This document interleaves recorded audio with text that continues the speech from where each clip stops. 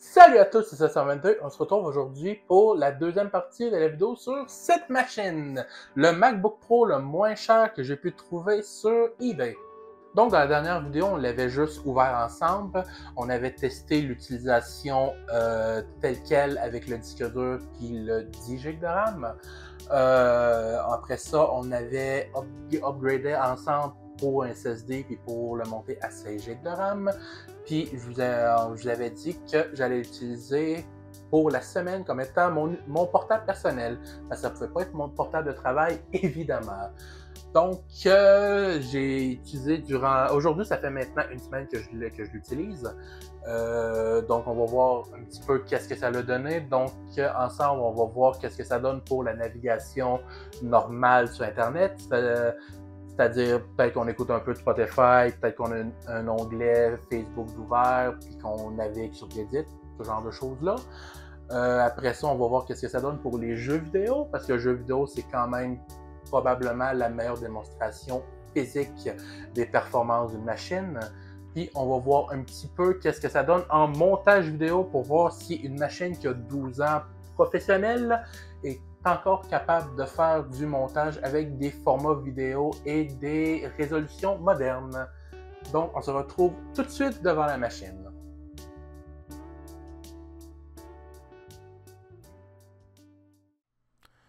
Donc, on est de retour une semaine plus tard. Donc, pendant la semaine, ça a été mon seul ordinateur portable que j'ai utilisé.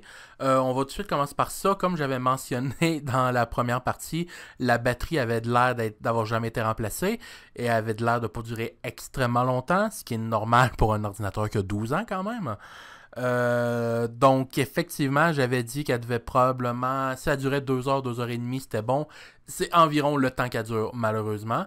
Encore une fois, c'est pas étonnant, c'est juste un peu décevant. Donc, par exemple, si on écoute environ 45 minutes de YouTube, mettons, en 1080p, 720p, la batterie, elle perd environ 35% de batterie. En sachant que YouTube, apparemment, cet ordinateur-là, c'est vraiment pas un problème. Le fan, il partait pas, il chauffait pas beaucoup, mais dès qu'on allait, mettons, sur, je sais pas, Reddit, puis qu'on avait Spotify qui tournait en même temps en arrière-plan, ben là, la batterie, elle tombait beaucoup plus rapidement. Puis même sur YouTube, c'est en ayant uniquement un seul onglet d'ouvert, c'est-à-dire YouTube, rien d'autre. Donc, voilà, en moyenne, c'est environ 2 heures, 2 heures et demie. Ce qui est correct. Puis j'ai vu sur Amazon qu'on pouvait acheter des batteries de remplacement de tierces pour environ 50-55$. Ça fonctionne à ce que je vois. J'ai jamais utilisé de batterie de tout ça, mais j'ai acheté des batteries semblables pour des MacBook Air, puis c'était correct. Mais c'est sûr qu'ils duraient pas tant que ça. Donc je pense que même avec une nouvelle batterie moderne, peut-être 4 heures de batterie, pas plus que ça. Donc après ça, côté performance, comme j'avais plus ou moins deviné, c'est pas incroyable. Donc j'ai pu faire des benchmarks. Avant de faire des benchmarks, en fait, je veux juste vous montrer qu'effectivement c'est un peu lent. Donc par exemple Steam, que je viens de fermer, donc en théorie devrait être en cache. Vous allez voir qu'il prend quand même un bon moment à démarrer. Steam, c'est déjà pas le logiciel le mieux optimisé qui existe, on va pas se le cacher, mais c'est quand même censé être un petit peu plus rapide que ça. Donc voilà, une fois qu'il est ouvert, il est correct. Ça, je sais pas pourquoi ça ouvre toujours par défaut. Puis qu'il se met en arrière en plus, donc c'est un peu tannant à fermer. Ok, très bien. Pareil pour Spotify, vous allez voir. Ok, il y a Steam qui vient de se rouvrir en plein écran. C'est intéressant. Je n'ai pas appuyé. Donc, ok, donc finalement, Spotify, ça n'a été pas si pire que ça. Donc, c'est utilisable. Faut juste être un petit peu patient comparé à des ordinateurs un peu plus modernes. Donc, j'ai pu faire des benchmarks, comme j'avais dit, sur Geekbench. Donc, si on compare, on va commencer par le CPU. C'est pas le pire CPU que j'ai testé, même dans des ordinateurs beaucoup plus récents. Donc, par exemple, ici, vous pouvez voir qu'une Surface Go 2 avec le modèle Pentium faisait 311 en single core, puis 676 en dual core. Puis ici, vous voyez que c'est un ordinateur qui est beaucoup plus récent, un Celeron N4000, qui est un processeur de 2019, si je me souviens bien, 340 et 576. C'est vraiment exécrable. C'est à peine utilisable, cet ordinateur-là. Donc, si on regarde lui, il est placé où? On est ici, donc MacBook Pro 2013, mid-2012, donc 593 en monocœur et 1162 en dual-core. Ces chiffres-là veulent pas dire grand-chose, on s'entend. C'est surtout pratique pour pouvoir les comparer à d'autres machines. Donc, ça tombe exactement là où j'avais dit, c'est-à-dire environ au même niveau que un i5 ou i7 deuxième génération, environ de la même époque. Donc le i5 avait, vous voyez, 593, non pardon, 552 en monocœur, puis 1126, donc tout un petit peu plus bas, ce qui est logique pour une génération en arrière. Mais le i7, lui, faisait 537, donc un peu plus bas, mais 1931 là, on n'est pas en dual core, on est juste en multicore, parce qu'il y a 4 cœurs. Donc, vous voyez que ici, le score est à peu près le double, ce qui est logique. Donc, ici, le score est à peu près le quadruple, donc c'est logique encore une fois. Donc, c'est un petit peu plus performant qu'un i5 de la génération précédente, puis mais pas tout à fait au niveau d'un i7 la génération précédente. Ce qui est exactement ce que j'avais dit. Puis encore une fois, c'est pas le pire que j'ai vu, donc même des beaucoup plus récents comme le Celeron N4000 ou même Intel Core 2 Quad. Non, ça c'est pas récent du tout. Mais même le Pentium de la Surface Go 2. Surface Go 2 est vraiment inutilisable. Le modèle de base, si vous n'avez pas la version avec le Core M. Mais ça reste quand même pas incroyable parce que juste au-dessus, on a un iPhone SE avec le Apple A9 qui est... C'est un processeur de 2016 maintenant, 2017. Donc 147, 1045, donc un petit peu plus élevé en monocœur, puis un petit peu plus faible en dual core, mais pas tant que ça. Donc vous voyez que on est à peu près au niveau d'un téléphone, d'un iPhone de 8 ans. Donc c'est pas impressionnant, puis en plus ça chauffe quand même un peu. Le fan, je l'ai pas si souvent entendu que ça, mais on sent quand même de la chaleur qui monte. Surtout que évidemment que l'ordinateur est fait en aluminium, donc on est capable de le sentir. La chaleur se rend pas vraiment au niveau des accotoirs pour les mains, mais au niveau du clavier, ça l'est complètement. Comme ici en particulier, je sens que c'est un peu chaud, mais à aucun moment c'est vraiment devenu brûlant ou ça pouvait être désagréable.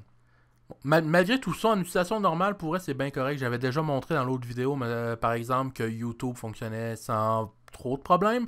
Surtout que YouTube, si vous utilisez une extension qui s'appelle H264 H264 sur Chrome ou sur Firefox, ça fait que ça va utiliser des codecs plus vieux pour décoder. Donc le GPU là-dedans peut le décoder, alors que si on le fait pas, c'est le processeur qui doit s'en occuper. Ça fonctionne, mais ça chauffe. Puis ça peut, surtout les vidéos de 100 FPS, ça crée des problèmes. Mais c'est pas le cas avec ça, donc c'est vraiment 100% utilisable. Même si on va sur un site un autre site de streaming, comme par exemple Crunchyroll, je ne vais pas montrer très longtemps parce que je ne sais pas comment ça va marcher avec les droits d'auteur, donc on va même couper le son pour être sûr. Et vous allez voir qu'il n'y a vraiment aucun problème. Donc, les japonais, vous voyez que ça charge un petit peu.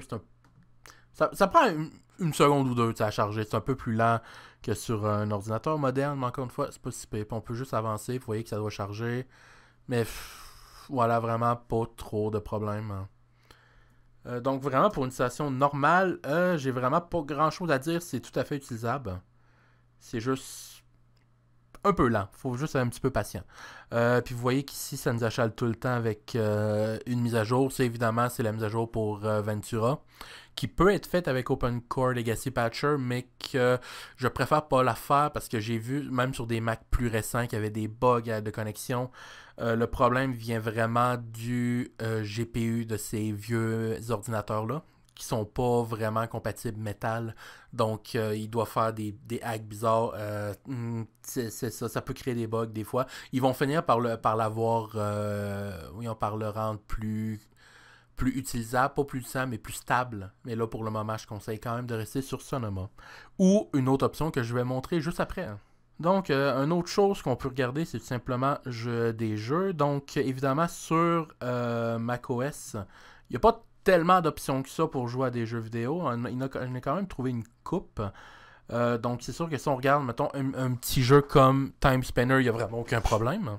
Donc en théorie, on a juste besoin de brancher. D'ailleurs, je ne l'ai pas spécifié, un des ports est un port USB 3, donc ça c'est bon. Donc je vais avouer que j'ai pas testé, mais non, en théorie, brancher juste une manette de Xbox, ça devrait fonctionner. Si ça fonctionne pas, c'est intéressant.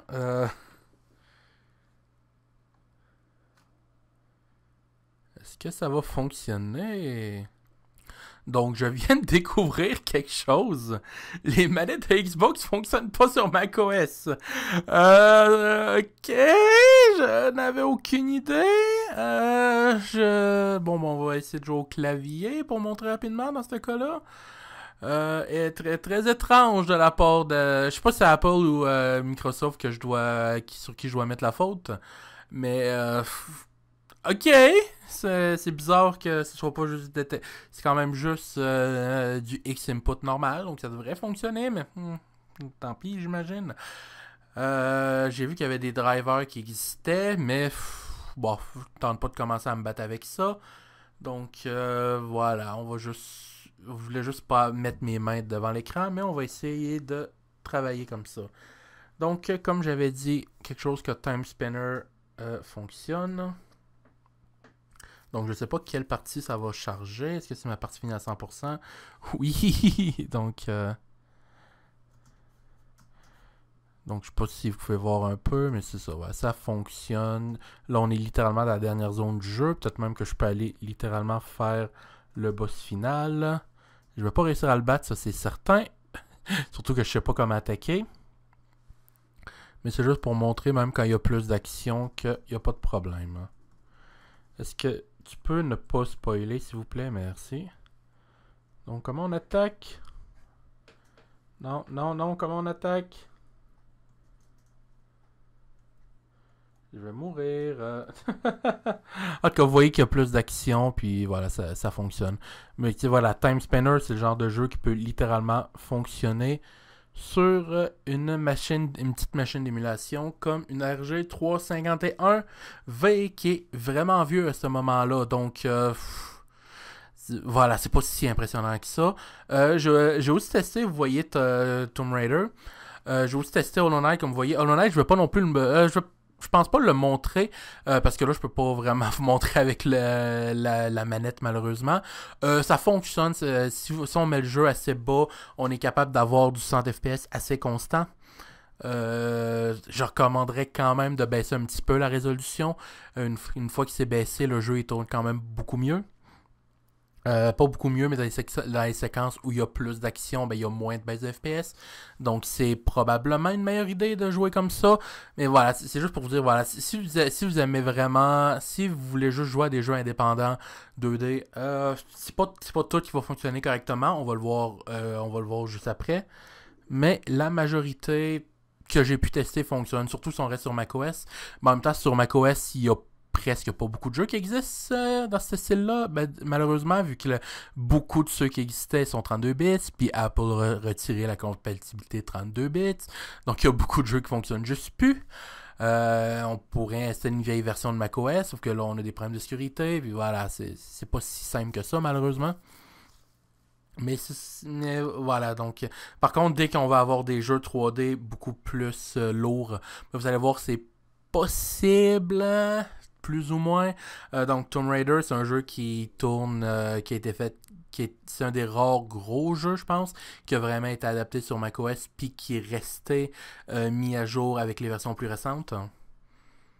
Donc là, vous voyez que le jeu en ce moment, il tourne autour de 40 FPS.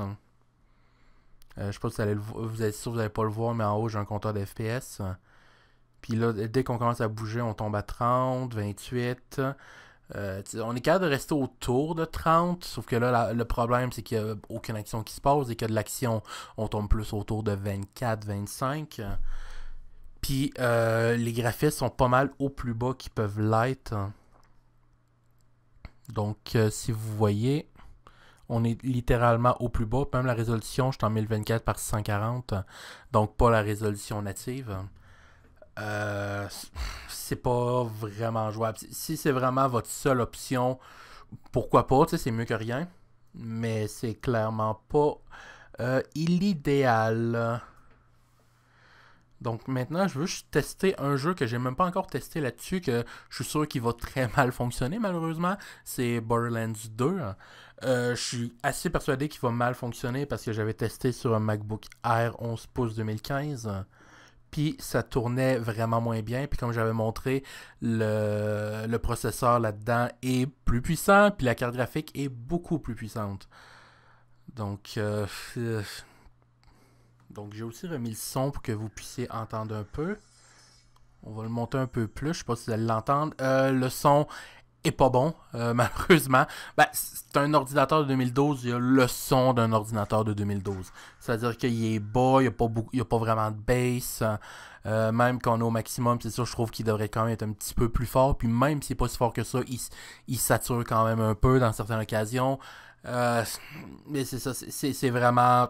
C'est vraiment dans moyenne des ordinateurs de cette époque-là. Surtout les 13 pouces. Pour avoir des bons parleurs, fallait aller dans les ordinateurs plus 17 pouces, 15 pouces à la limite. Puis commencer à en avoir des pas pires. Mais même à ça, pas...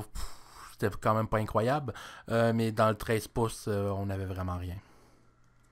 Donc je ne sais pas, les graphiques sont à quoi en ce moment.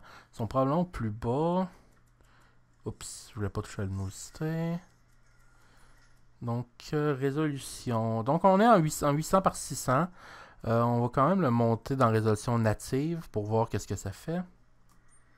Donc, on est déjà tombé à 30 FPS. Puis le reste, ben, je suis pas mal sûr qu'on est au plus faible. Oui. Donc, on est au plus faible partout, sauf on a résolution native. Ça a l'air de quand même tourner mieux que je pensais, mais là, on était sur l'écran titre. Mais l'écran titre est quand même un petit peu lourd dans Borderlands 2 vu qu'il est en temps réel. Donc, ça peut quand même être un bon signe. J'ai vraiment pas de sauvegarde. Ah non, c'est vrai, les sauvegardes Windows, les sauvegardes macOS sont complètement séparées. Fait que j'ai pas de sauvegarde. J'ai pas de sauvegarde beaucoup plus loin. Mais en tout cas, juste là, on voit quand même qu'on est autour de 30 FPS. C'est jouable. Là, le problème, c'est juste que j'ai peur que. Là, le fan, je l'entends. Puis ça devient vraiment chaud ici. Hein. Le clavier ici vraiment. En plus, là où ça chauffe vraiment, c'est là le WASD. Donc là où on met les mains qu'on joue. C'est un petit peu chaud quand même. Mais à date c'est correct. Mais c'est juste que si on le laisse tourner comme ça encore. Si mettons on joue 1 heure, ben là ça va devenir assez chaud. Ça déchire, ouais.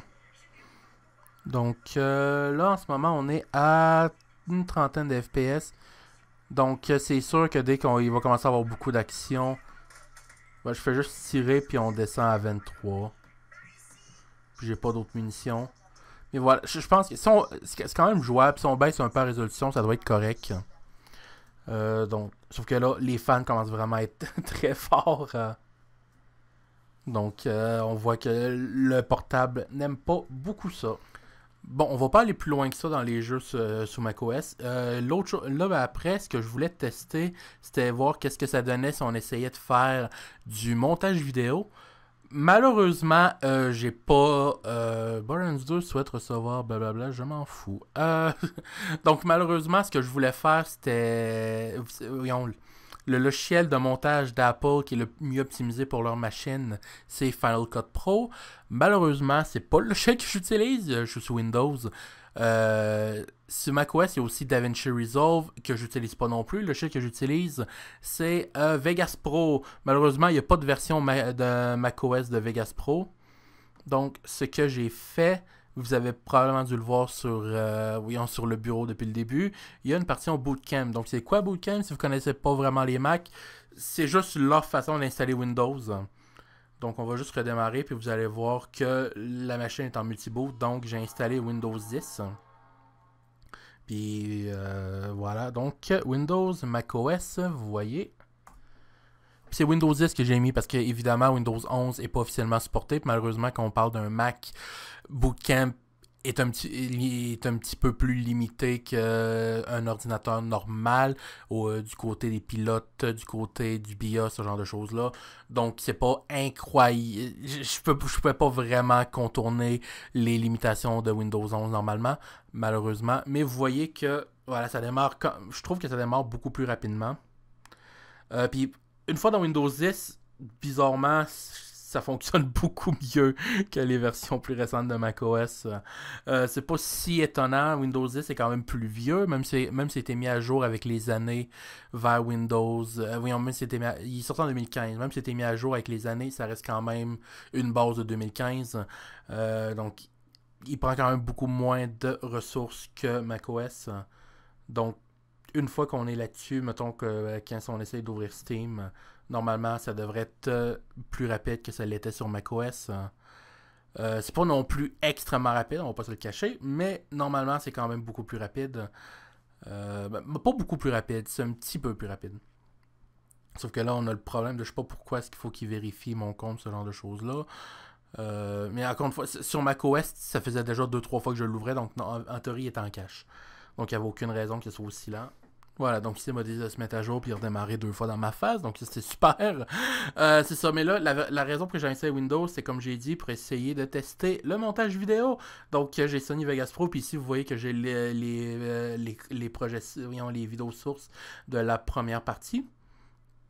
Donc, j'ai juste essayé de me promener un petit peu. Donc, les vidéos sont filmées en 1080p 60 fps, ce qui est aujourd'hui est vraiment pas grand chose à gérer. Évidemment qu'on est à l'époque de 4K 30 FPS, 4K 100 FPS, même 8K, qu'on parle de caméra Red ou Pro, peu importe.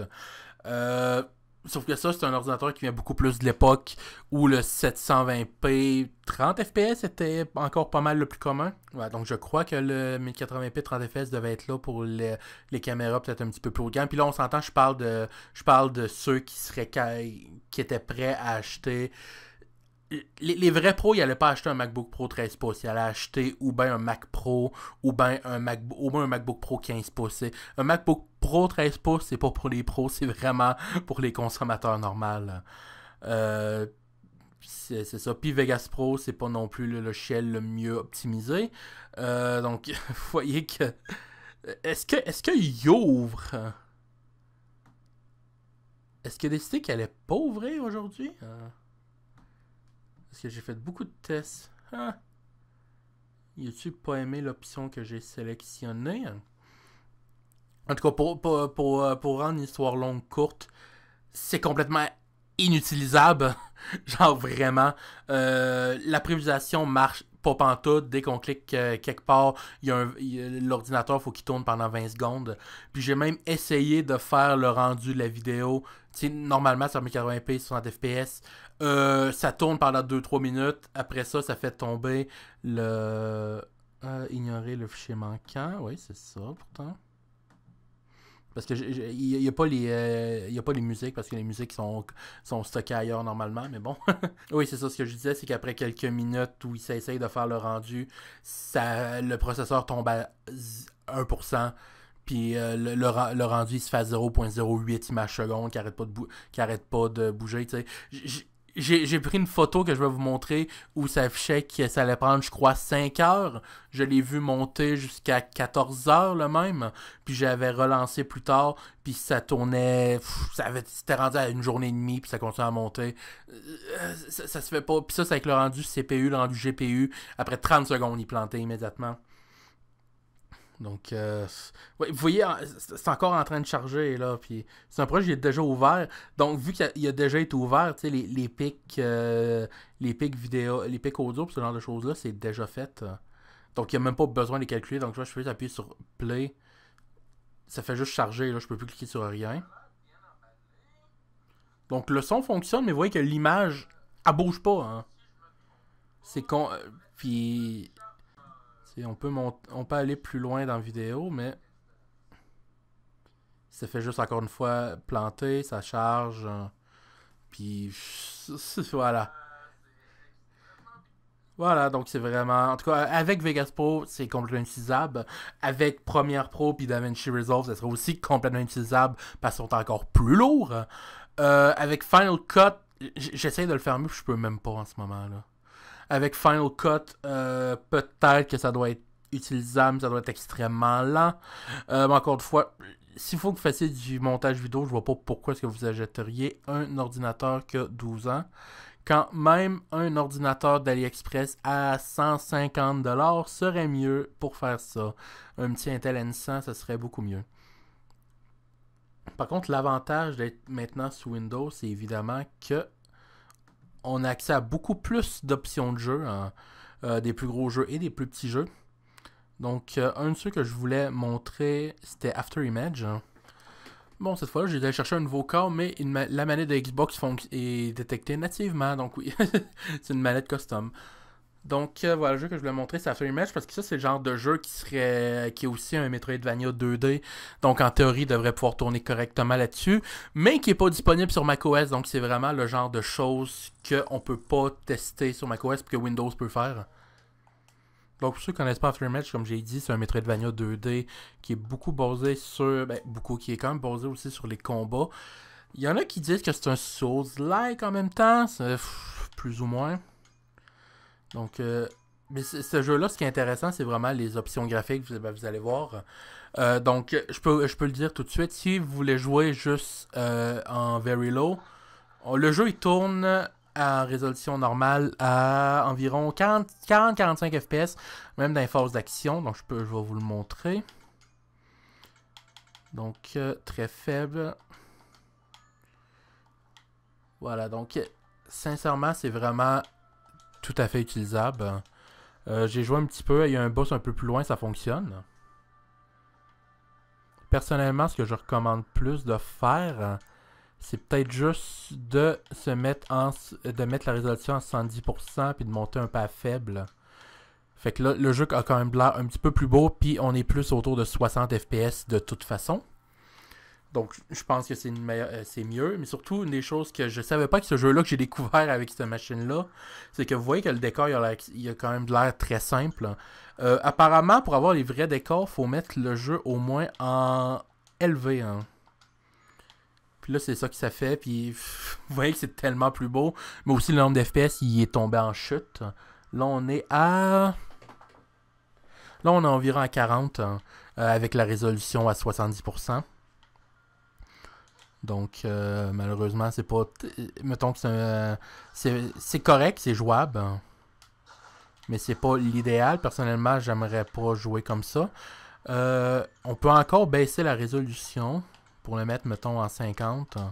Ou là, le jeu il tourne en 540p, puis je pense qu'on est plus proche du 100 FPS. C'est ça, là, on est à 60, puis le jeu, il est jouable.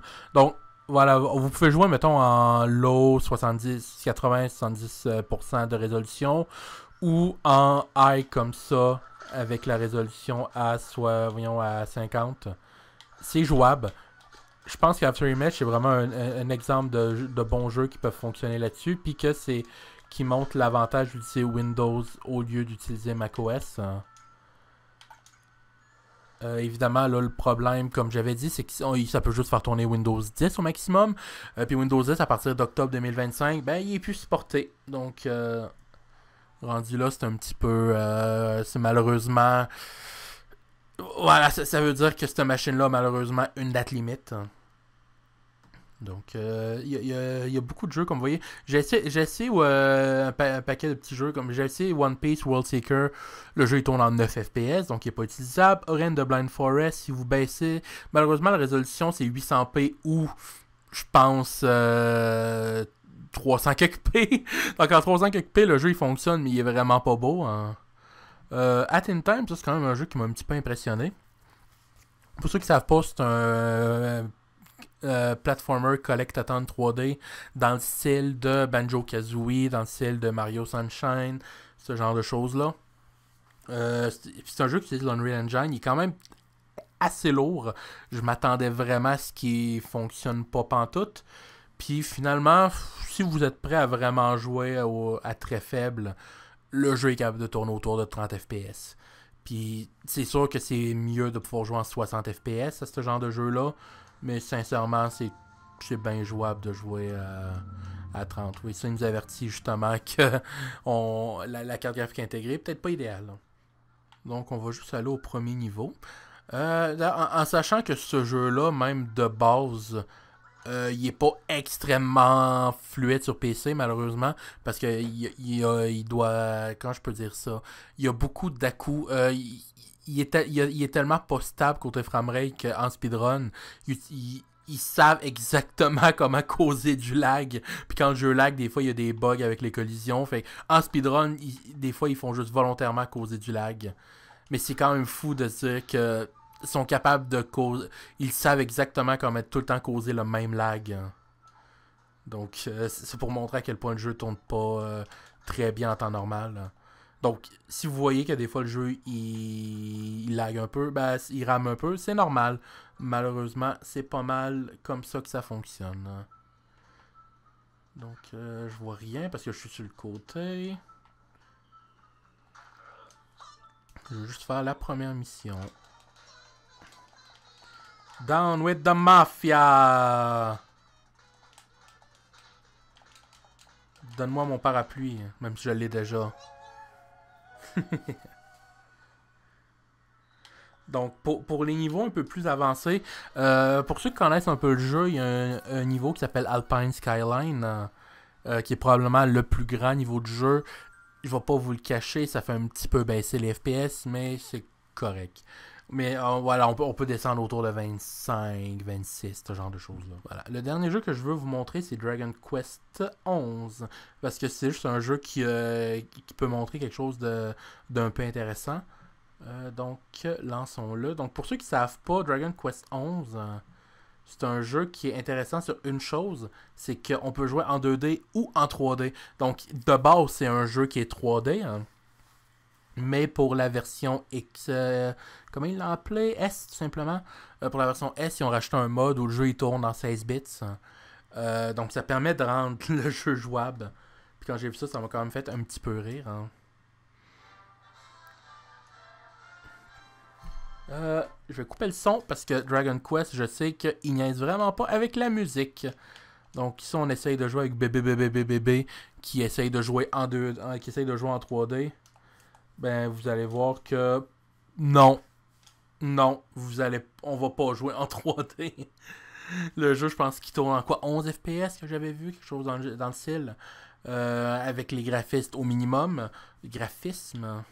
Puis je crois qu'on peut pas vraiment descendre la résolution beaucoup plus que ça. Donc on est à 15.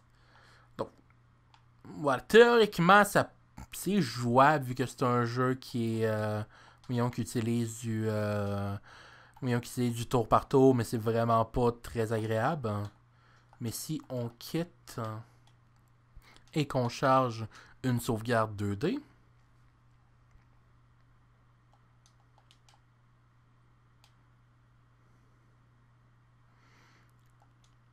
donc vous voyez maintenant que le jeu ressemble à un jeu de Super Nintendo. Puis là on est à 30 FPS. Ce qui est logique. Même 30 FPS quand même un peu faible. Parce qu'on s'entend que même en 16 bits, il y a quand même toute la. Je crois que quand même toute la logique en arrière est quand même calculée en 3D. C'est juste l'affichage qui va être fait en 2D. Hein. Mais ça veut dire que.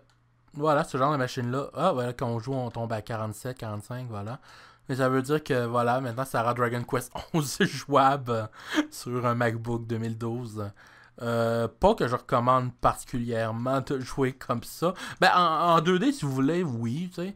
Mais c'est juste que c'est un peu dommage parce que vous perdez quand même un peu de jeu. Mais c'est une façon de jouer, encore une fois, c'est mieux que rien. Hein. Donc, on va pas aller plus loin que ça pour ça. On va maintenant parler. Est-ce que je crois que ça vaut la peine d'acheter ça? Donc, pour 100$, je vais pas vous le cacher. Je suis quand même étonné. Sincèrement, je pensais pas que ça allait aussi bien fonctionner. Je pense que si vraiment votre budget c'est 100, non, parce qu'il y a la livraison, il y a les taxes, tout ça. On va dire 150. Si vraiment votre budget c'est 150 points, Premièrement, j'essaierai probablement d'aller voir sur Marketplace, d'aller voir sur Kijiji, ce genre de choses-là, pour peut-être des machines un peu plus locales. Mais si vraiment vous voulez un Mac ou vraiment une machine de très bonne qualité, parce que voilà, l'aluminium, c'est une machine qui coûtait 2000$ dans le temps. Fait que c'est sûr que c'est sûr que même si la machine est vieille, elle est encore haut de gamme. Il y a une différence entre du vieux haut de gamme et du bas de gamme moderne, au même prix. Donc c'est vraiment utilisable. Je pense que le problème, c'est juste que 140 avec tout, c'est pas assez cheap pour justifier d'utiliser ça si vous avez un petit peu plus. Par exemple, si on regarde pour même pas 2 fois le prix, si on regarde je crois autour de 200, 220, vous êtes capable de trouver par exemple des ThinkPad T480 ou X280 qui vont avoir de la recharge USB-C au lieu de MagSafe, qui vont avoir des processeurs 8e génération, donc là, 3e versus 8e. 8e, c'est quand même des processeurs de 2018, mais c'est quand même beaucoup plus moderne que ça. Ils peuvent officiellement faire tourner Windows 11.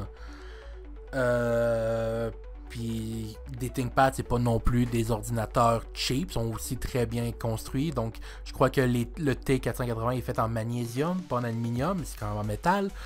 Donc puis je crois que même dans le monde Mac, vous pouvez probablement trouver, pour ce prix-là, c'est sûr que vous pouvez trouver un MacBook Air 2015, peut-être même 2017, qui va avoir un processeur 5e génération.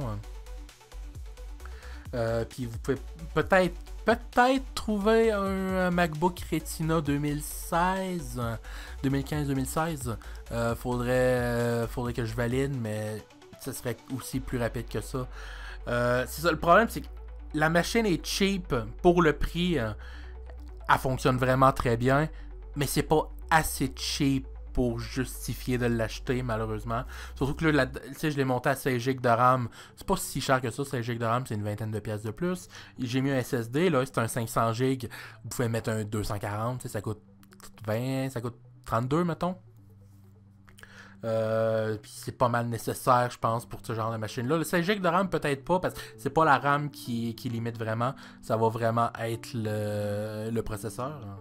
Donc, vraiment, si vous voulez un MacBook, donc vraiment pas de Windows, 2, quelque chose qui a un lecteur DVD, parce que c'est littéralement la seule, c'est le dernier MacBook avec un lecteur DVD, donc c'est votre option la plus récente.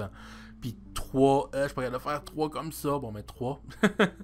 Puis 3, quelque chose qui est vraiment extrêmement bien construit, parce que par exemple, oui, les MacBook Air, ils vont être plus rapides, peut-être pour le même prix, mais l'écran va être de moins bonne qualité, il va être beaucoup plus mince, mais aussi il va avoir de l'air moins solide, ce qui est normal parce que c'est une machine plus cheap. Le clavier est un petit peu moins bon, mais pas tant que ça non plus, tu sais.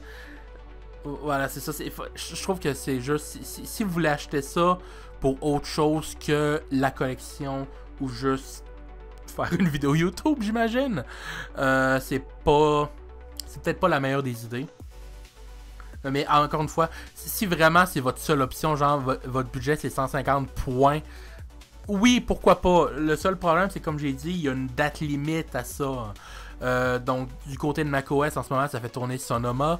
Je suis pas mal sûr que Ventura, peut-être pas que Ventura est stable en ce moment, puis j'ai juste pas eu de chance avec mes autres machines, mais c'est quand même connu que Ventura a des petits problèmes avec les vieux GPU qui supportent plus ou moins métal.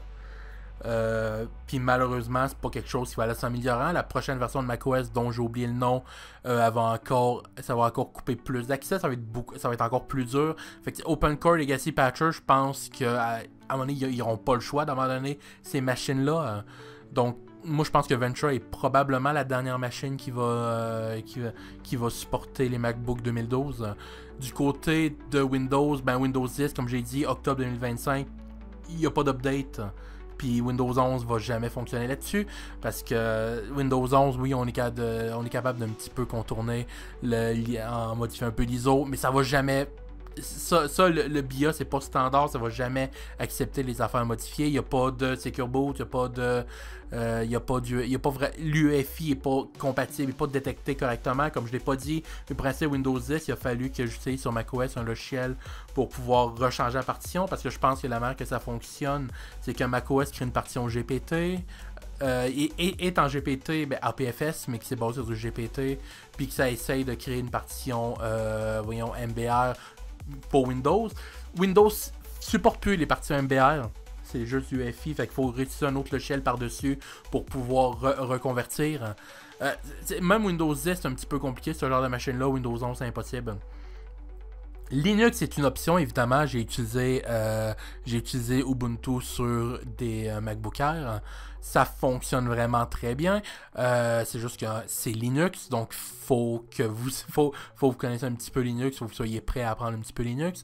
Puis si vous voulez jouer même à des petits jeux, Linux a Proton, mais le problème c'est que la carte graphique là-dedans est trop vieille pour vraiment supporter Proton puis Vulkan. Donc ça fonctionne pas vraiment. Il faut que vous utilisiez OpenGL à la place. Vous perdez énormément de ressources. Donc, c'est ça le problème de ce genre de machine-là, c'est que pour le moment, ça fonctionne quand même surprenamment bien, mais c'est qu'il y a vraiment une date limite, puis malheureusement, la date limite, je pense, c'est 2026 maximum, rendu là. Ben, en tout cas, pour macOS, pour Windows, c'est la date limite. Pour Linux, ça va encore probablement fonctionner pendant des années. Puis oui, sur Linux, pour vrai, ça fonctionne vraiment très bien, ces machines-là, mais c'est Linux, il faut que vous soyez prêt à sacrifier un petit peu, à apprendre un peu, donc c'est ça. Donc, je remercie tout le monde qui a écouté ces deux vidéos-là. Il y a eu beaucoup de vues comparé à mes autres vidéos, la première partie, donc j'ai quand même été un peu étonné, merci beaucoup. J'ai voulu continuer un peu ce lancer-là, donc pour la prochaine vidéo, pas la prochaine vidéo directement, parce que là, je veux pas non plus trop tirer sa corde, mais pour elle d'après, j'ai essayé de faire le même concept, mais cette fois-là, il y a un MacBook, c'était un ThinkPad, parce que je suis un petit peu plus Windows que macOS, puis l'équivalent, je pense, des MacBooks chez Windows, c'est pas mal les ThinkPad. Donc, on va vérifier ça, qu'est-ce que ça donne. Je peux vous dire tout de suite, c'était moins cher que lui, pas mal moins cher. Fait qu'on va pouvoir peut-être le comparer un petit peu. On comparer un petit peu les performances. Pour faire un petit teaser, c'est vraiment pas le genre de machine que je m'attendais pour le ThinkPad.